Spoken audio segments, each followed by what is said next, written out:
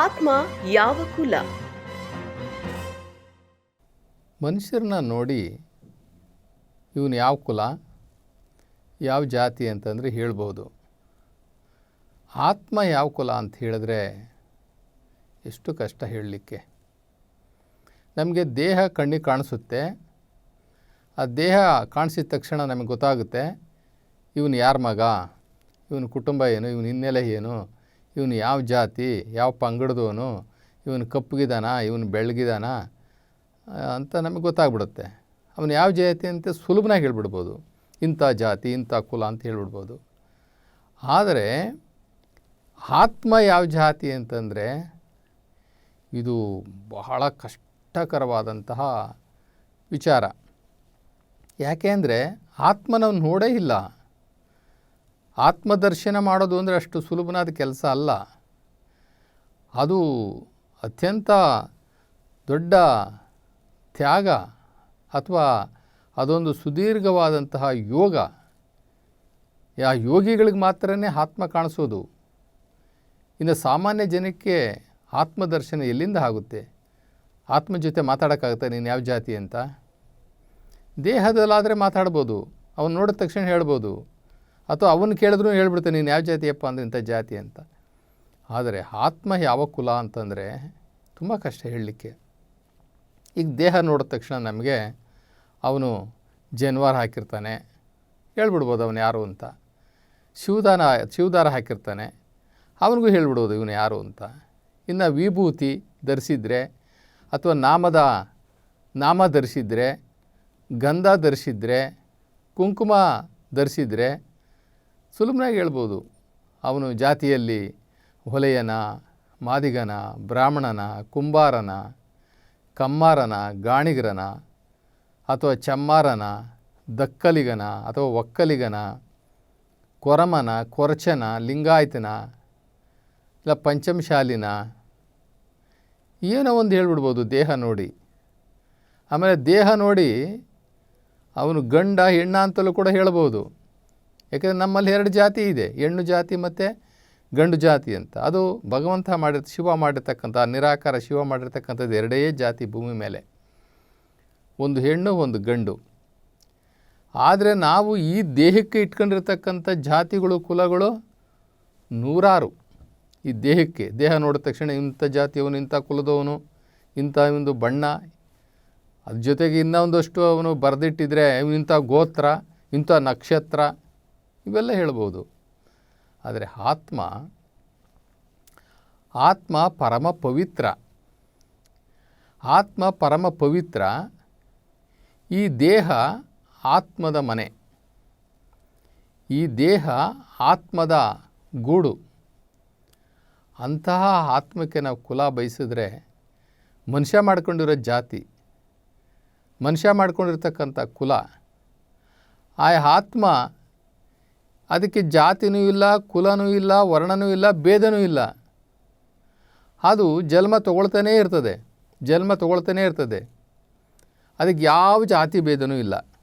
ನೋಡಿ, ನಮ್ಮ ದೇಶದಲ್ಲಿ ನಾವೇನು ಈ 140 ಕೋಟಿ ಜನ ಇದ್ದೀವಲ್ಲ, ಆ 140 ಕೋಟಿ ಜನಕ್ಕೂ ಈ ಆತ್ಮಜ್ಞಾನ ಬಂದುಬಿಟ್ರೆ, ನಾನೊಂದು ಆತ್ಮ, ನಾನು ಈ ಶರೀರದಲ್ಲಿರ್ತಕ್ಕಂಥ ಒಂದು ಆತ್ಮ, ನಾನು ಈ ಶರೀರ ಅಲ್ಲ ಅಂತ ಬಂದುಬಿಟ್ರೆ ಜಾತಿ ಭೇದನೇ ಇರುವುದಿಲ್ಲ.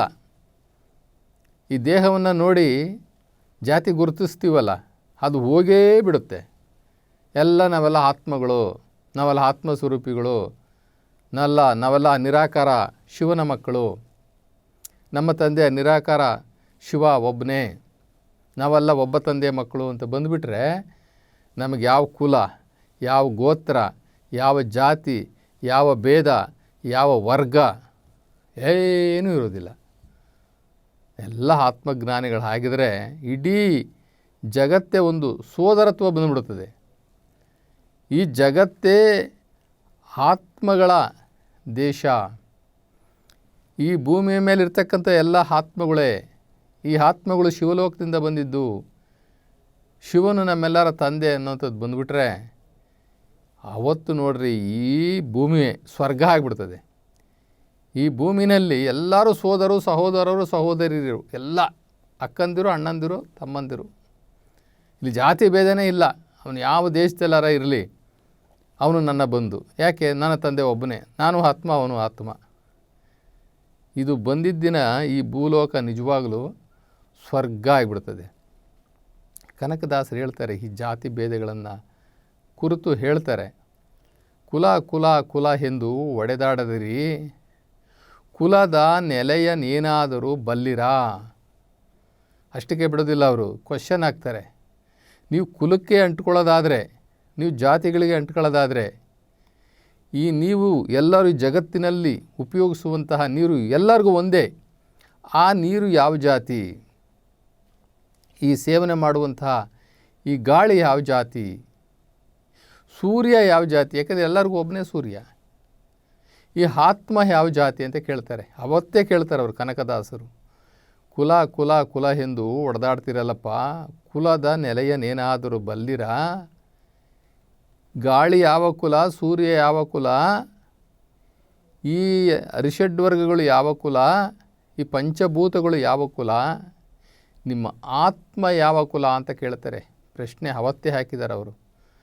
ನಿಮ್ಮ ಒಳಗಡೆ ಇರತಕ್ಕಂಥ ಆತ್ಮ ಇದೆಯಲ್ಲ, ಆ ಆತ್ಮ ಯಾವ ಕುಲ ಅಂತ ಫಸ್ಟ್ ಹೇಳ್ರಿ, ಆಮೇಲೆ ನಿಮ್ಮ ಕುಲ ಯಾವುದು ಅಂತ ನಾನು ಹೇಳ್ತೀನಿ ಅಂತಾರೆ.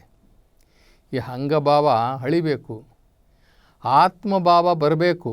ಅಂದರೆ ಲಿಂಗಭಾವ ಬರಬೇಕು, ಶಿವಭಾವ ಬರಬೇಕು. ಆ ಶಿವನ ಭಾವ ಬಂದವನಿಗೆ ಇಡೀ ಜಗತ್ತೇ ಲಿಂಗಮಯವಾಗಿ ಕಾಣಿಸುತ್ತೆ. ಈ ಜಗತ್ತಿನಲ್ಲಿರ್ತಕ್ಕಂಥವ್ರು ಎಲ್ಲರೂ ಕೂಡ ಆತ್ಮಸ್ವರೂಪಿಗಳಾಗಿ ಕಾಣ್ತಾರೆ. ಅವರಿಗೆಲ್ಲರಿಗೂ ನಾವು ಆತ್ಮಜ್ಞಾನಿಗಳು ಅಂತ ನಾವು ಕರಿತೀವಿ. ಇಲ್ಲ, ಆತ್ಮಜ್ಞಾನಿಗಳಿಗೆ ಜಾತಿ ಇಲ್ಲ. ಆತ್ಮಜ್ಞಾನಿಗಳಿಗೆ ಜಾತಿನೇ ಇಲ್ಲ. ನಮ್ಮ ಸರ್ವಜ್ಞಮೂರ್ತಿ ಕೇಳ್ತಾರೆ, ಒಂದು ಪ್ರಶ್ನೆ ಕೇಳ್ತಾರೆ.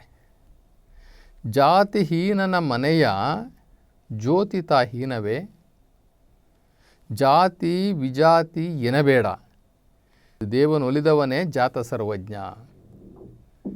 ಈ ದೇಹಗಳಿದೆಯಲ್ಲ, ಎಲ್ಲ ದೇಹಗಳಲ್ಲೂ ಮಲಮೂತ್ರ ತುಂಬಿದೆ. ಈಗ ಉತ್ತಮ ವರ್ಗದವನು, ಉತ್ತಮ ಜಾತಿಯವನು, ಅವನ ದೇಹದಲ್ಲಿ ಮಲ ಮೂತ್ರ, ಈ ಎಲುಬು ಇಲ್ವ, ಈ ತಡಿಕೆ, ಎಲುಬಿನ ತಡಿಕೆಯಲ್ಲಿ ರೋಗಾದಿಗಳು, ಮಲಮೂತ್ರಗಳ ಕುಡಿಕೆ ಮಡಿಕೆಗಳಿಲ್ವ? ಒಬ್ಬ ಉತ್ತಮ ಕುಲದಲ್ಲಿ ಜನಿಸಿದ್ದೀನಿ ಅಂತ ಹೇಳ್ಕೊತಾನಲ್ಲ, ಅವನ ಶರೀರ ಯಾವ ರೀತಿ ರಚನೆ ಆಗಿದೆಯೋ, ಒಬ್ಬ ನಾವು ಏನು ದಲಿತ, ಅಸ್ಪೃಶ್ಯ ಅಥವಾ ಅನ್ಟಚಬಲ್ ಅಂತ ಹೇಳ್ತೀವಲ್ಲ, ಅವನ ಶರೀರವು ಹಾಗೆಯೇ ತಯಾರಾಗಿದೆ. ಯಾಕೆ ಅಂತಂದರೆ ಎಲ್ಲರ ಶರೀರದ ಮ್ಯಾನುಫ್ಯಾಕ್ಚರ್ ಒಬ್ಬನೇ, ಆ ನಿರಾಕಾರ ಪರಮಾತ್ಮ ಶಿವ. ಆದ್ದರಿಂದ ನಾವಾಗಿ ನಾವು ಮಾಡ್ಕೊಂಡಿದ್ದೀವಿ ಈ ಕುಲ ಗೋತ್ರಗಳು ಎಲ್ಲವನ್ನು. ಆದಮೇಲೆ ಆ ನಿರಾಕಾರ ಪರಮಾತ್ಮ ಏನು ಆತ್ಮಗಳನ್ನು ಸೃಷ್ಟಿ ಮಾಡಿದ್ದಾನಲ್ಲ, ಆ ಆತ್ಮಗಳಿಗೆ ಕುಲ ಇಲ್ಲ, ಆತ್ಮಗಳಿಗೆ ಜಾತಿ ಇಲ್ಲ, ವರ್ಗ ಇಲ್ಲ, ವರ್ಣ ಇಲ್ಲ, ಯಾವ ಭೇದನೂ ಇಲ್ಲ. ಆತ್ಮಭಾವ ಬಂದಿದ್ದ ದಿನ ಈ ಭೂಮಿ ಸ್ವರ್ಗನೇ ಆಗೋಗ್ಬಿಡ್ತದೆ.